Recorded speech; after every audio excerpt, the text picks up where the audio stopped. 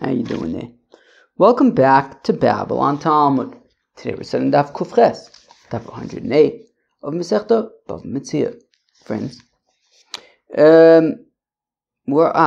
today's Daf is gewaldig. It's very gewaldig. In today's Daf we learn about the Dina de BavaMetzia, the halachis of if you sell a field, so priority goes to the neighbors. Okay. So if you have 3 fields in a row, Reuven, Shimon, and Levi, and Shimon he's got the middle field, he wants to sell it. So he can't just sell it to Yehuda. Reuven and Levi have first dibs, right? He has to first offer it to them. That's an interesting halacha. Anyways, we're not going to start with that quite yet, but that will be sort of the main focus of today's daf. Very interesting stuff. I think it's interesting because I remember the first time I heard the concept of Dina de BavaMetzia. It was a long time ago. It was like half a lifetime ago. So crazy. I'm 36. I'm learning BavaMetzia for the first time, you know. All right. Well, better late than never, huh? Well. Anyways, so I remember learning about Dina de BavaMetzia years and years ago. So, yeah. Right, so I was probably like 18 years old or something, and finally we're like learning about it. So it was always like this concept of like Dina de BavaMetzia, and here it is. I assume this is the main sugya. I don't know, maybe it comes up in Bava Basra. Also, Chev, I have a chasana this afternoon. I wanted to like leave, I don't know, whatever, but I don't know, we'll have to see what time I go. And anything else I wanted to say? Hopefully they won't take the bride, right? Chaval. Alright. Kufches, Masechta BavaMetzia, about 8 lines into the page. Omer, I think that's what we got up to, yeah? Omer reviewed this as reviewed. Akol leigle gapa. Alright, so if you have a city, and the city has gates to the city, so everybody in the city needs to contribute to the upkeep of the gates to make sure to keep the bad guys out. Fafilu miyasme, even orphans need to contribute to this fund, because orphans also need protection. Aval rabbanon lo, but the rabbis don't need to contribute to this fund. My taima, how come? Rabbanon lo tzrichen tirusa, because the rabbis don't need protection. They have protection from the Torah, as the pasuk says. What does Rashi say? B'shach b'cha tishmor alecha, that when you sleep, the Torah will guard you. Givaldig. V'lamar and Ella delay. Wait, where am I? Fine. Let's see to find. Lechari de pasya. But if they're going to dig wells, for water, well then afilu merabanon, even the rabbis contribute to that because the rabbis need water too.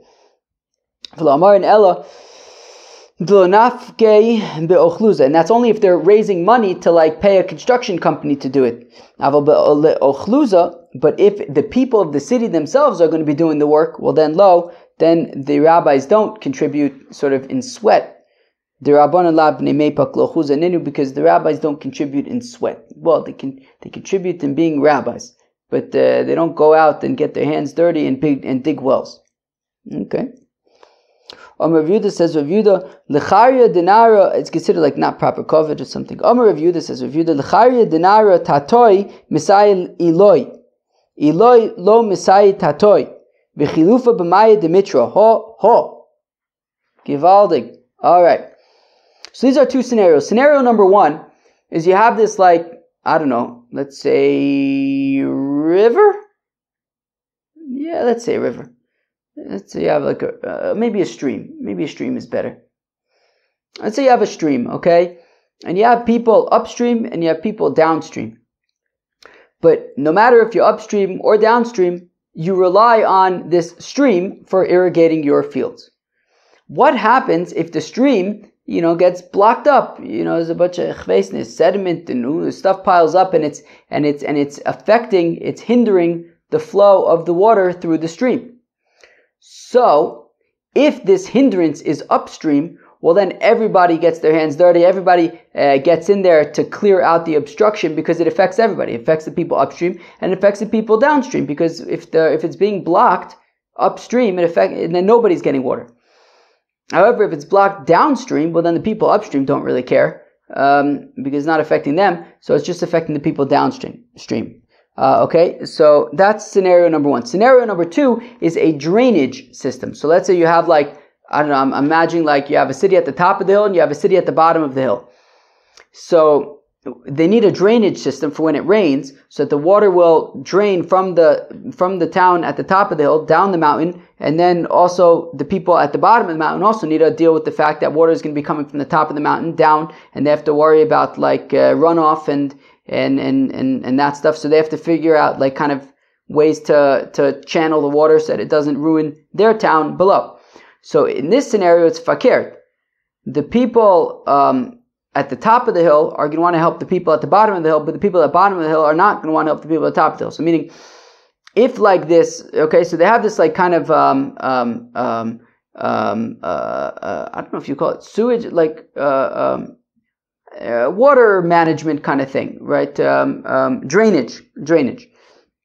So if the drainage gets messed up at the bottom, well then even the people at the top of the hill are going to contribute, because if it backs up, it's going to back up the whole thing, and it's going to affect even the people at the top. Or maybe even it's not even a hill. Maybe it must be elevated somehow. That way the water flows. But okay, whatever. The people at the top are going to help the people at the bottom, because if it gets backed up, it'll back up even to the top as well. It'll be a mess for everybody. But if it gets backed up at the top, well, then the people at the bottom aren't going to help them, because it doesn't. It's actually to their detriment to help them, right? Meaning when you're at the bottom of the hill and you have all this runoff coming from the top of the hill, it's a headache. If the drainage gets messed up at the top of the hill, so it's kind of their problem in a sense, right? Meaning, so the water's getting stuck up there, it's not coming down and the bottom of the hill, they don't have to worry about it. So they're not going to help the people at the top of the hill, but the people at the top of the hill can help the people at the bottom of the hill, because if at the bottom it gets messed up, so then it affects the whole thing. Okay. Fine. So again, so Rav Yehuda says, Rav Yehuda l'chayri denara. So if like the water channel, like the stream gets blocked up, so tatoi misai ilai. So if it gets blocked up upstream, well then it affects everybody who's getting benefit from the stream. So even the people from the bottom of the stream go and help the people at the top of the stream. Tatoi misai ilai lo misai tatoi. But if it's fakert, if it gets blocked up at the bottom, downstream, well, the people downstream are going to work on it on their own. The people upstream aren't going to help, because it's not their problem. And fakert, if they undo the obstruction, then the stream is going to move quicker. And if it moves quicker, then there's less water for them, because it's just moving along and not kind of sticking around for them. And the opposite, it holds true for the drainage. For the drainage, the people uphill are going to want to help the people downhill, but the people downhill are not going to want to help the people, don't need to help the people uphill. If you have 5 gardens that are receiving their irrigation from one spring, and the spring gets all messed up. So kula misaknos im elyonos. So everyone's going to help the upstream people to unobstruct the obstruction, to remove the obstruction. So the people downstream are going to be helping out everybody along the stream. But nobody's going to be helping the people downstream, because once they're fixed, they're done. It doesn't affect them anymore. If anything, it hurts them, right? I mean, I wouldn't say hurt per se, but it doesn't. It makes it a little bit less good for them, I guess, at least to some degree. That I'm not a farmer, so I don't know exactly to what extent. But if they would help the people downstream clear up the obstruction, then the water would move faster, which I guess makes it less of it for them to use, I guess. And also, if you have 5 courtyards who are draining their rainwater and mud and that kind of stuff into one, I guess, drain, and the drain gets messed up, so kulan misaknos imatachtonos, so everybody goes and helps the people at the bottom, because if it gets blocked up at the bottom, it gets blocked up for everyone.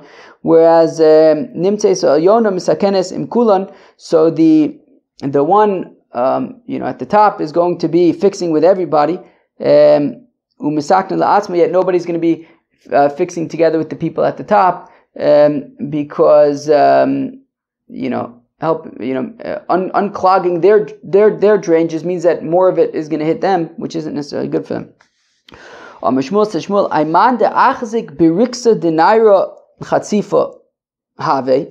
So if somebody, so normally you would leave the sides of the river, for people to be able to use it. What does Rashi say? New Rashi, where are you? Okay. Okay.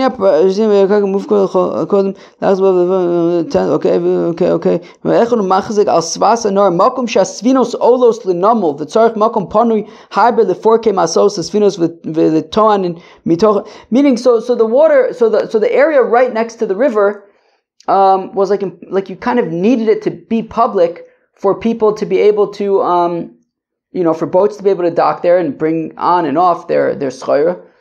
And therefore, so now the thing is, during the time of the Persians, whoever paid the tax would get the land. So technically anybody could take it, but if you did, right, so what does it say? Somebody takes this land, which really the public needs to use, but technically anybody could take it. Chatzifa, he's a shmenjik, but we can't actually remove him. But nowadays, the Kazve Parsoi, Koni Loch Ad, but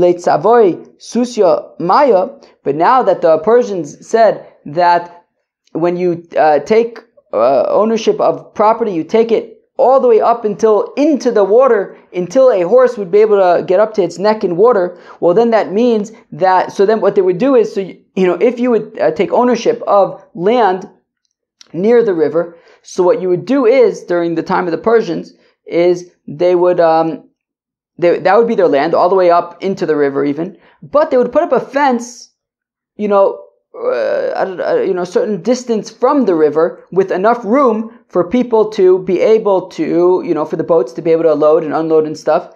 So now if somebody comes and takes that land, they have no right to, because it's owned by the person who owns that land, so you can't actually take it. So now those people would build their fence, they would back up their fence to give space for people to load and unload and stuff, but that doesn't mean that it's hefker. They own it.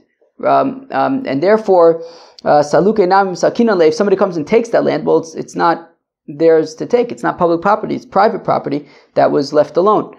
So therefore, we can kick off these squatters. Omar Yehuda says, Omar Rab, Haimanda achzik beinei ache uveinei shutfei chatzifa have salukilo musakinan le. So if you have, okay, and now we're starting again to Dina the BavaMetzia. So says Rav Yehuda Marab, so if you have, so we gave an example earlier of like Reuven, Shimon, and Levi. So let's say Reuven and Levi are brothers, Reuven and Shutfe, or Reuven and Levi are partners, and Shimon vacates his land, and somebody else, Yehuda, buys it. So Chatzifa Have is a shmendrik, because he should have let either Reuven or Levi take it, since they're on either side of the land. Saluka lo musakinale, but we can't evict Yehuda. Rav Nachman Amar Nami Misakinon. Rav Nachman says that we can evict Yehuda. V'imshum Dina de BavaMetzia lo Misakinon, but not because of Dina de BavaMetzia. It's not because of the neighboring. If Reuven and Levi, if I understand correctly, if Reuven and Levi weren't brothers or weren't partners, well then there wouldn't be an issue of Dina de BavaMetzia. If Yehuda bought it, we wouldn't kick him out. Whereas the Nardaeans say, no, we would evict him because of Dina de BavaMetzia. Even if Reuven and Levi were not partners or brothers, they were just people who owned land next to Shimon's, on either side of Shimon's land. So they get, Yehuda really shouldn't buy it. Shenemar, as the pasuk says, Vasisa Yosher Vatov B'nei Hashem, that you, in this case Yehuda, should do what is straight and good in the eyes of God. Meaning, if Reuven and Levi own the property on either side of Shimon's field, then it would be beneficial to them to be able to buy that property adjacent to them, and they could expand their field.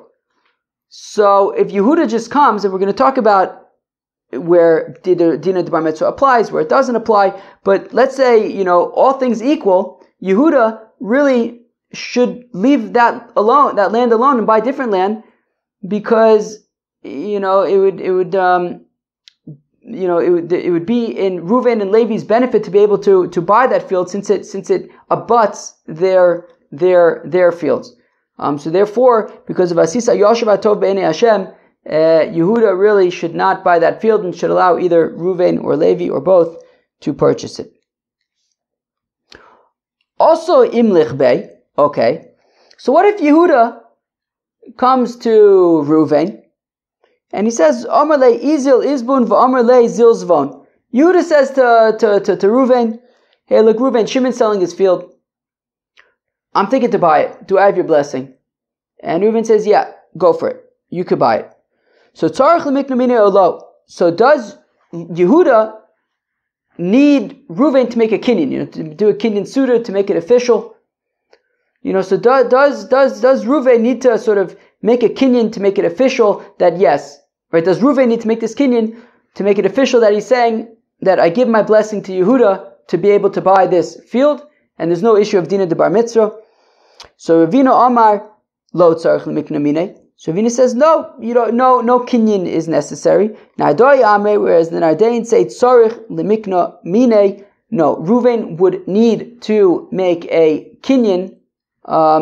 Because otherwise, he could just make the claim that no, the only reason why I said go for it was because if I would go, Reuven figures, if I would go directly to Shimon and say, I want you to your field, Shimon's going to jack up the price because he realizes that, Shimon has a better negotiating position. Reuven Dafka wants his field because it's close by. So Shimon figures he could jack up the price because Reuven would be willing, it's worth it for Reuven to overpay because he expands his field.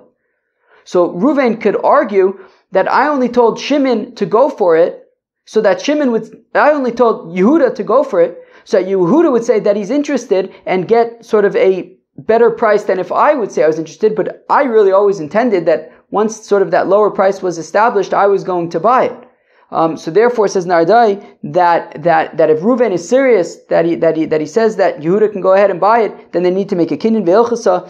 The halacha is tzarich lemikna minei, that a kinyan would be necessary. Hashda de omar tzarich lemikna minei, and now that we say that a kinyan is necessary, ilo kanu minei, aikar v'zol b'shusei. So if they don't make a kinyan, right? So meaning you need to make a kinyan in order for Yehuda to be able to buy it. And if they don't make a kinyan, then Yehuda cannot buy it, which means that Reuven, I guess, or Levi, has the right to it, right? Because it's dina de BavaMetzia.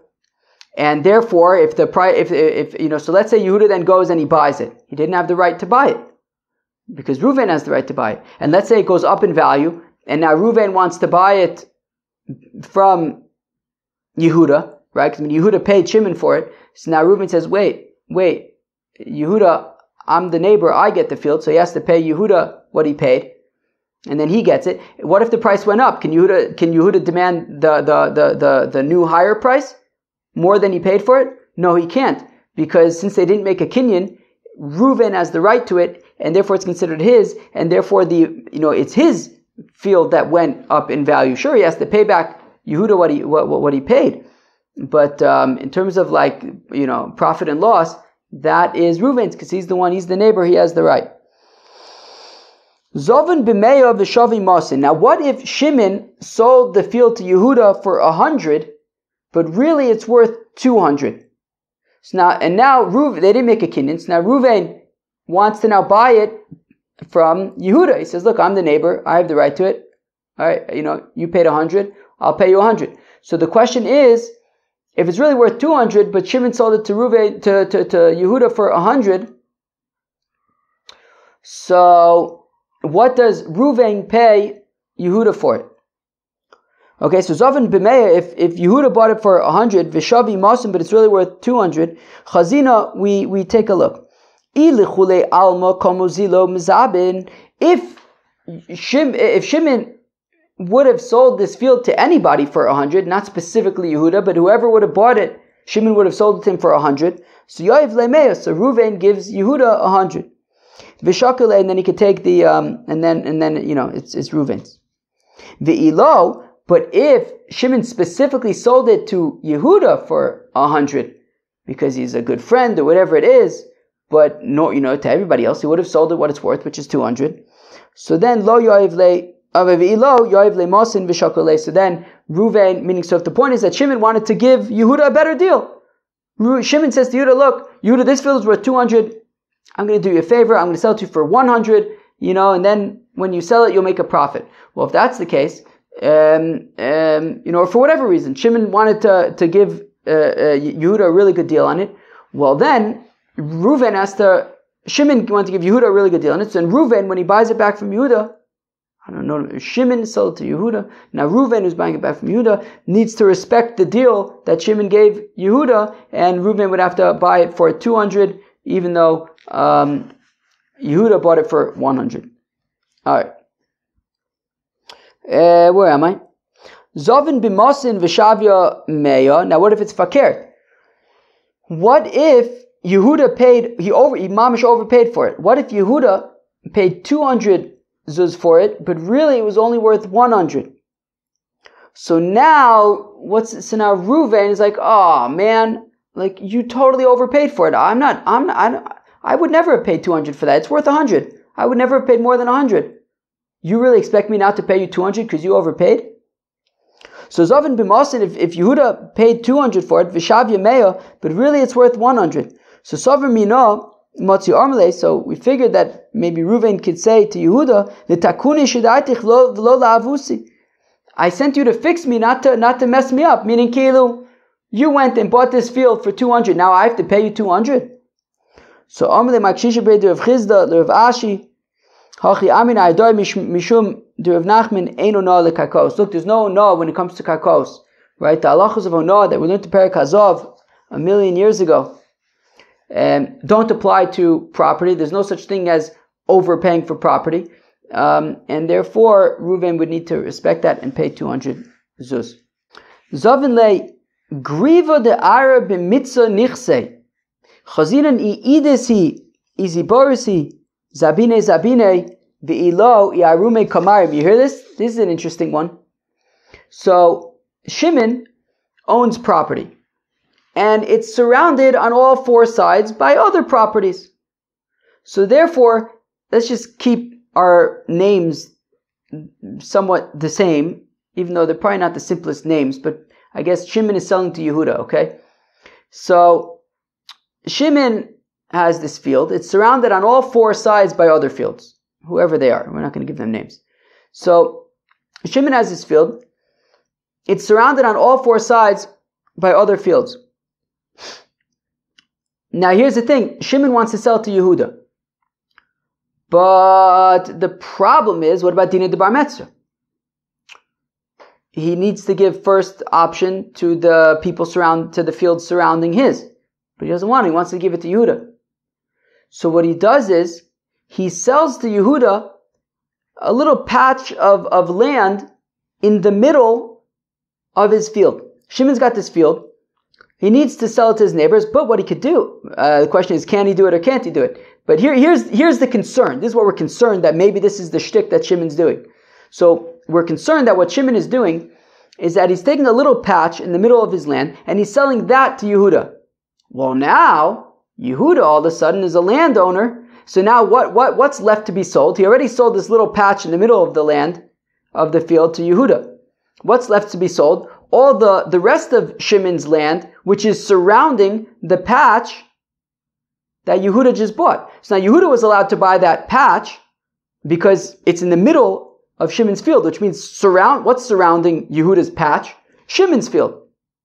So this patch wasn't surrounded by the neighbors, it was surrounded by Shimon. So Shimon could sell this little patch to Yehuda.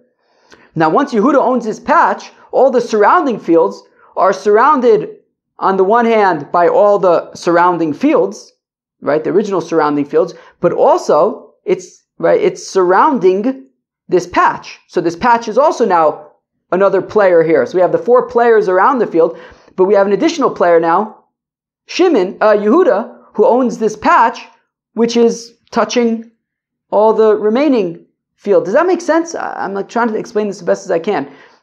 But basically, once Yehuda buys this patch, which was not surrounded at all by any of the other fields. It was surrounded entirely by Shimon, the rest of Shimon's field.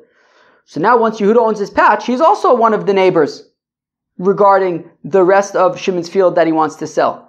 So now he could sell it to Yehuda, because Yehuda is also one of the neighbors.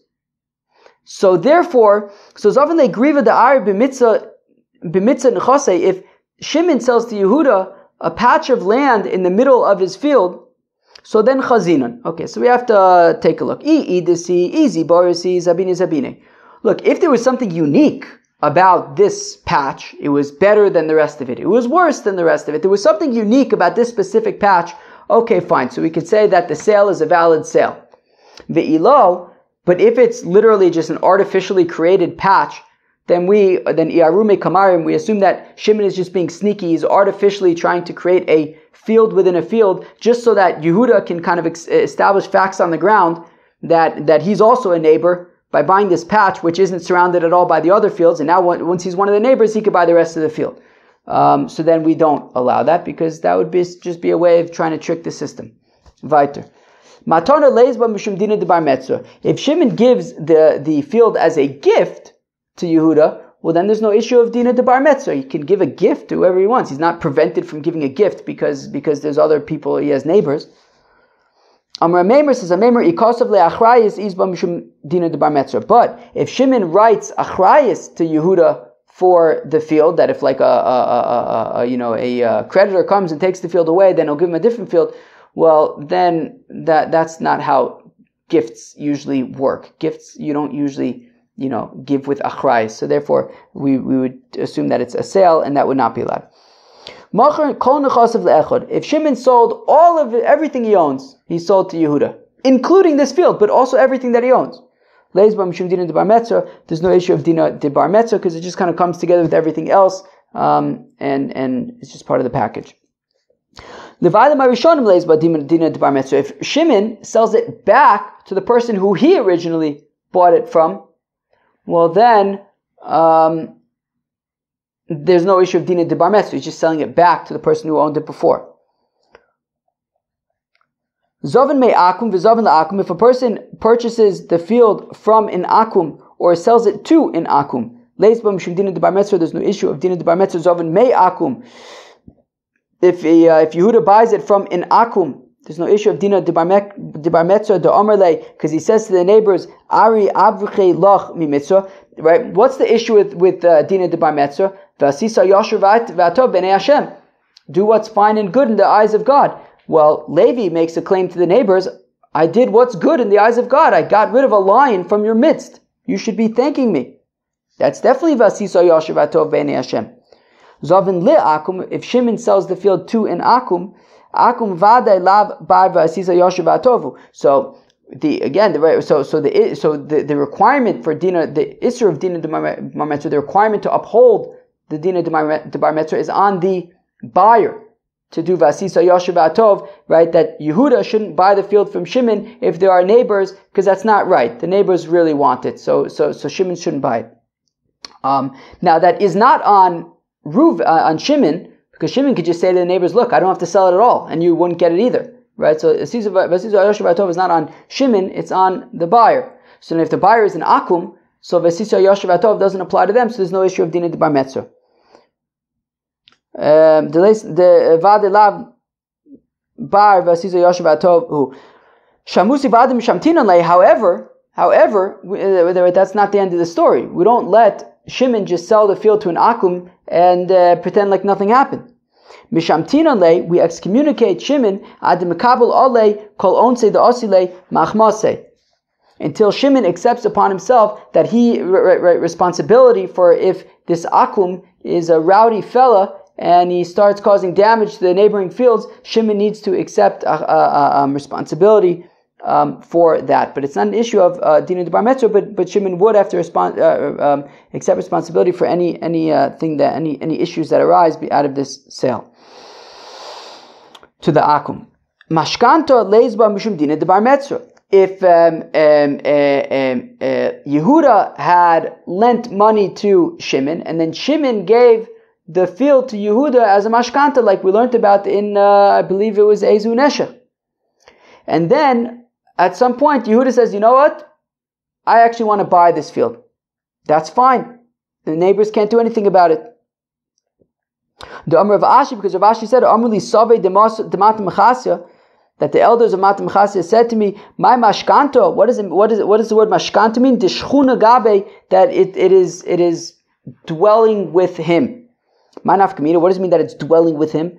Ledina BavaMetzia, meaning that he's a neighbor, that he is the closest neighbor. He's the one on the field itself, meaning that if Yehuda decides that the lender, Yehuda decides that he actually wants to buy the field, he totally can. The neighbors can't say anything because he's the closest neighbor.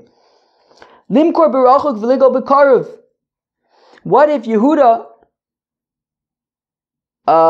currently owns property that is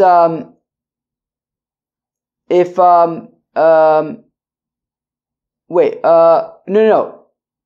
Shimon, that's actually interesting. Wait, 1 second.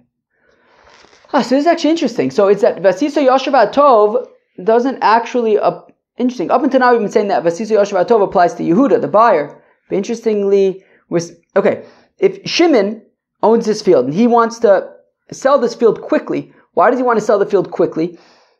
Because there is another field that went on the market that he wants to buy that's closer to where he lives. Okay? So he wants to quickly liquidate this field and get cash so that he could buy this other field which is closer to where he lives. So we don't start fussing with Dina de BavaMetzia now, right? We don't start saying, well, Yehuda should really speak to the neighbors. No. If Shimon needs to quickly sell the field so that he could have money to buy another field, he sells it to whoever he wants, and there's no issues of Dina de BavaMetzia, so he can get cash to buy another field. Where am I? So limkor berachok v'ligo b'karv. If Shimon wants to sell this field that's far away so that he could buy one that's closer, b'rav v'ligo b'yafo, or if this field is not a good field, so he wants to sell it quickly so that he could buy a better field, leizba mishum dina de BavaMetzia, then dina de BavaMetzia is not a thing anymore. L'chargav l'mzone v'l'kvura. If Shimon's selling the field because he needs money to pay the head tax, v'limzone, or to pay for mizonis for a widow or a daughter's, the amina, where am I? Ulikvura, to pay for a funeral. Leizba mishum dina de BavaMetzia, for burial. Leizba dina de BavaMetzia, then dina de BavaMetzia doesn't apply, in a scenario where you just need money quickly for these things. The amina idah, then Ardain say lecharga limzoni v'likvura, that for the head tax, for the food of widows and daughters, v'likvura, and for burial, mizabnina below achraz, that we just sell property without the regular announcing. Generally we would announce so we can get the best price for it. No, you just do things quickly so that you can get money that's needed. Leisha v'liyasme v'leshutfe leizba mishum dina de BavaMetzia. If it is a woman, or if it is orphans, or if it is partners who are buying, so there's no issue of dina de BavaMetzia, right? So for example, if one partner sells his field to another partner, then there's no issue of dina de BavaMetzia. Shchene ha'ir v'shchene sadeh. So if he has, if Shimon has, where am I? Shchene ha'ir v'shchene sadeh. So if Shimon has, it's between selling the field to neighbors of his where he lives, or selling the field to neighbors of his on another field that he owns, right? He owns some other property and he has neighbors there. So Shcheni Ha'ir Kodman, so the neighbors that he has in the city get precedence. Shochin v'Talmid Chacham, if it's a neighbor or between a neighbor and a Talmid Chacham Kodem, so Talmid Chacham gets precedence. Karuv v'Talmid Chacham, a relative in a Talmid Chacham Kodem, the Talmid Chacham has precedence. Ibadu, they ask Shochin v'Karuv Mai, what if it's between a neighbor and a relative?